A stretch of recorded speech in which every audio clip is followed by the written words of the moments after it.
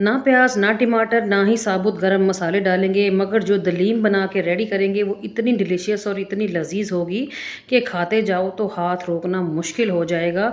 एकदम रेशेदार, लेसदार और बेहद डिलीशियस दलीम बना के रेडी करेंगे, वो भी सिर्फ 30 मिनट के अंदर। अगर आपने मेरी आज की ये वीडियो पूरी देख ली तो दलीम बनाना घर पर, वो भी इतने कम टाइम में, आपके बाएं हाथ का खेल होगा। तो अस्सलाम वालेकुम जी, कैसे हैं आप सब? उम्मीद करती हूँ सब खैर खैरियत से होंगे। Welcome back to my channel. तो फिर चलिए चलते हैं अपने किचन में और मिलकर बनाना सीखते हैं इतनी रेशेदार और शानदार दलीम, वो भी घर पर। बिस्मिल्लाहिर्रहमानिर्रहीम। तो ये बेहद लजीज सी दलीम मैं बना रही हूँ बीफ के साथ। आप सेम रेसिपी को, सेम इंग्रेडिएंट्स को फॉलो करते हुए चिकन या फिर मटन का भी यूज़ कर सकते हैं। तो यहाँ पर मैंने आधा कप के हिसाब से ले ली है चने की दाल और आधा कप ही ली है मैंने माश की दाल। आधा कप डाल लेंगे मसूर की दाल और आधा कप ही मैंने ली है मूंग की दाल। इन दालों को पहले अच्छे तरीके से धो लेंगे क्योंकि इनके ऊपर बहुत ज़्यादा मिट्टी और डस्ट होती है। जब इनको धो लेंगे अच्छे तरीके से, फिर मैं इसमें शामिल कर दूंगी आधा कप जौ का दलिया। आप यहाँ पर गंदुम भी क्रश करके डाल सकते हैं और गंदुम का दलिया भी यहाँ पर डाला जा सकता है, मगर मैं सिर्फ जौ का दलिया ही यूज़ करूँगी। इन तमाम चीज़ों को मिक्स करके कम से कम 3 से 4 घंटे के लिए रख देंगे। अब चलते हैं नेक्स्ट स्टेप की तरफ। नेक्स्ट स्टेप में मैंने कुकर रखा है चूल्हे के ऊपर और इसमें शामिल किया है आधा कप कुकिंग ऑयल और 1 kg बीफ लिया है मैंने। इसमें 1 से 2 हड्डियाँ हैं, बाकी सारा बोनलेस है। सबसे पहले हमने मीडियम सी फ्लेम के ऊपर इस बीफ को जो है ना भून लेना है तकरीबन 4 से 5 मिनट के लिए, जब तक कि इसका जो कलर है वो रेड से हल्का होके वाइट की तरफ ना चला जाए। ठीक है, तो 4 से 5 मिनट भुनाई करने के बाद आप देख सकते हो इसका कलर काफ़ी चेंज हो गया है। अब हम इसमें शामिल कर देंगे अदरक और लहसुन की पेस्ट। तकरीबन 1.5 टेबलस्पून के बराबर मैंने इसमें अदरक लहसुन की पेस्ट डाली है।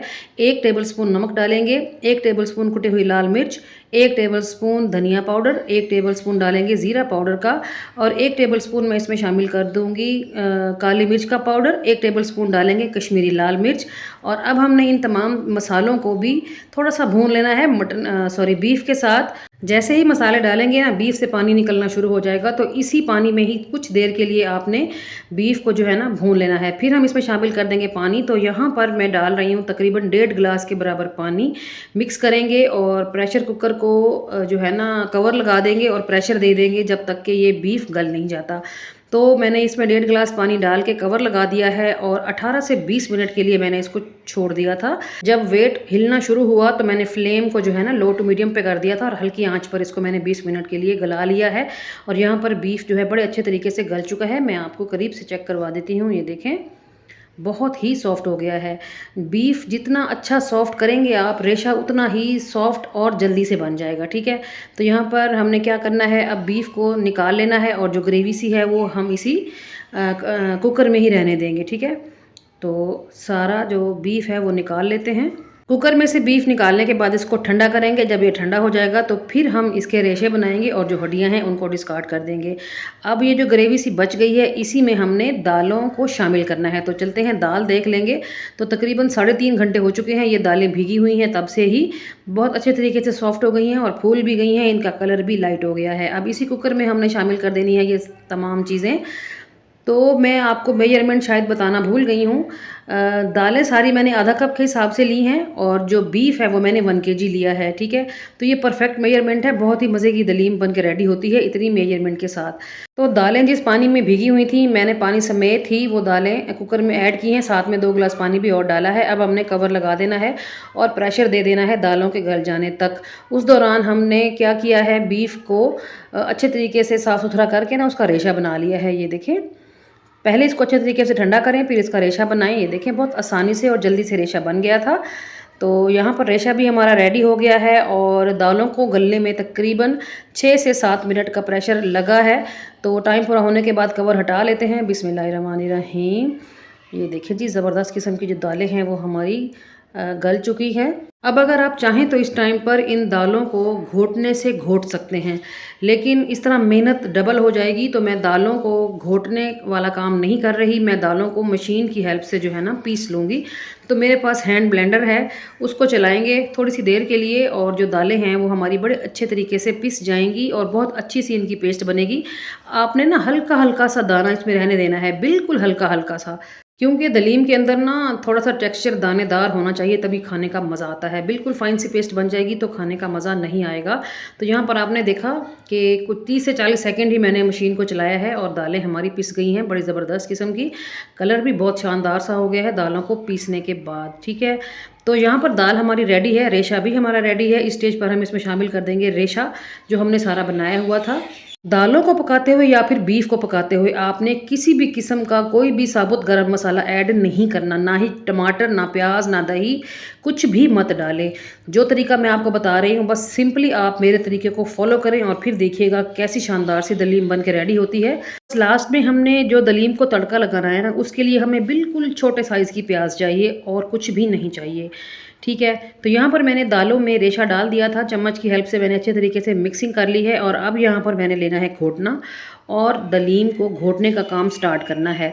दलीम को घोटते हुए चूल्हा बिल्कुल बंद नहीं करना, लो पे चूल्हे को ऑन रखें ताकि दलीम साथ साथ पकती भी जाए और हम उसको साथ साथ घोटते भी जाएं। तो ये जो घोटने का काम है ये 10 से 12 मिनट में हो जाएगा। अगर आप अपने घर में मौजूद किसी फ़र्द की हेल्प लेते हैं, आपके फादर हैं, आपके ब्रदर हैं या हस्बैंड हैं, तो 10 मिनट का काम उन्होंने 5 मिनट में ही कर देना है, ठीक है। इस टाइम पर मैंने दलीम को टेस्ट किया तो मुझे नमक और मिर्चें कुछ कम लग रही थी, तो मैंने इसमें 1 टेबलस्पून नमक, 1 टेबलस्पून मिर्चें और आधा चम्मच जो है मैंने इसमें हल्दी शामिल की है और दोबारा से घोटने का काम स्टार्ट कर लिया है। बस इतनी देर घोटना है आपने जब तक इस तरह का रेशा ना बने, इस तरह की लेस ना बने, ठीक है। ये आप देख सकते हो सिर्फ 10 से 12 मिनट के अंदर ही हमने दलीम को घोट के रेडी कर लिया है माशाल्लाह से। बहुत ज़बरदस्त किस्म का रेशा इसका बन गया है और बहुत टेस्टफुल ये दलीम बनी है। मैं आपको चेक भी करवा देती हूँ। ये देखें जी माशाल्लाह इसका टेक्सचर देखें आप और इसकी थिकनेस चेक करें, कितनी परफेक्ट थिकनेस के साथ दलीम बन के रेडी हुई है माशाल्लाह से। बस इस टाइम पे हमने क्या करना है, बारीक पिसा हुआ गरम मसाला पाउडर शामिल कर देना है। अगर आपके गरम मसाले पाउडर के अंदर जायफल जावित्री का पाउडर शामिल है तो फिर ठीक है, वरना आप थोड़ी सी जायफल और जावित्री को लेके पीसें, उनका बारीक सा पाउडर बनाएं और 2 से 3 चुटकी के बराबर इसमें शामिल कर दें और फिर देखें कि दलीम की जो खुशबू है वो किस कदर नेक्स्ट लेवल पे जाती है। गरम मसाला शामिल करने के बाद मिक्स कर लेंगे और यहाँ पर जो हमारी दलीम है वो बिल्कुल रेडी है। इसको उतार लेंगे चूल्हे से। अब इसके लिए एक तड़का रेडी करेंगे। तो एक फ्राइंग पैन में मैंने डाला है आधा कप के बराबर कुकिंग ऑयल। जैसे ही कुकिंग ऑयल हल्का सा गर्म होगा तो मैं इसमें एक मीडियम साइज़ की प्याज को बारीक बारीक काट के शामिल कर दूंगी और हमने प्याज के ऊपर लाइट ब्राउन सा कलर आने तक प्याज को ऑयल में फ्राई करते रहना है। अगर आप चाहें तो इस टाइम पर इसमें गोल वाली लाल मिर्चें या फिर थोड़ा सा साबुत जीरा भी डाल सकते हैं, मगर मुझे किसी भी किस्म की कोई भी मसाला डालने की ज़रूरत महसूस नहीं हुई तो मैंने कुछ भी नहीं डाला। सिंपली मैंने ऑयल में प्याज को फ्राई कर लिया। अब चलते हैं दलीम को तड़का लगाएंगे। तो तड़का लगाने से पहले मैंने पैन में आधा टेबलस्पून के बराबर कश्मीरी लाल मिर्च डाली है ताकि हमारे तड़के का जो कलर है वो अच्छा सा आ जाए और दलीम का कलर भी बहुत आई कैचिंग हो जाए, ठीक है। तो तड़का लग गया है, सिंपली मिक्स कर लेंगे और माशाल्लाह से दलीम हमारी एकदम रेडी हो गई है। लग रही है ना टेम्पटिंग। तो इस स्टेज पर यह ज़रूर बताइएगा कि आपको मेरी आज की ये सिंपल और बेहद मज़ेदार सी रेसिपी कैसी लगी है। उम्मीद करती हूँ अच्छी लगी होगी। अच्छी लगी है तो प्लीज़ वीडियो को लाइक और शेयर कर दें ताकि आपके साथ साथ आपके प्यारे भी इस मज़ेदार सी रेसिपी से फ़ायदा उठा सकें। चलते हैं दलीम को डिश आउट करेंगे। बिस्मिल्लाहिर्रहमानिर्रहीम। माशाल्लाह से आप इसकी लुक देखें, इसका टेक्स्चर देखें, इसमें रेशा देखें कितना शानदार है और बहुत ही ज़बरदस्त किस्म की दलीम हमारी बन के हुई है रेडी।